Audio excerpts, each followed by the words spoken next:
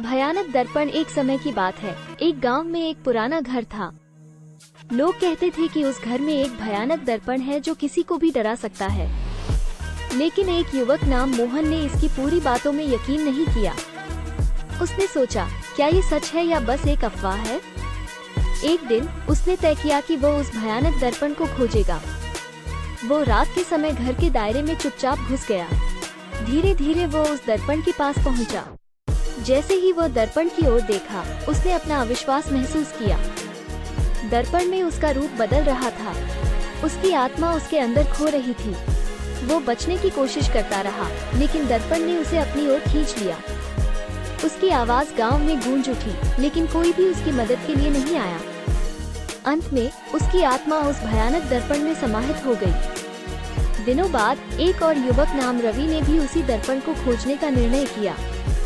उसने भी दर्पण के सामने खड़ा होकर देखा, लेकिन वो ध्यानपूर्वक ध्यान नहीं देने के कारण दर्पण का असर उस पर नहीं हुआ। रवि ने दर्पण को तोड़ा और उसे जला दिया। उसने सचमुच में सबका साथी बना लिया। इस कहानी से हमें ये सीखने को मिलता है कि जितना हम अपनी भूतकाल की कहानियों में यकीन करते हैं, उतना ही हमें सतर्क और सावधान रहना चाहिए। भयानकता हमारी विचार शक्ति को प्रभावित कर सकती है, लेकिन हमें उसका सामना करने की हिम्मत दिखानी चाहिए। अंततः हमें अपने डरों से निपटना सीखना होता है ताकि हम अपने लक्ष्यों की दिशा में आगे बढ़ सकें।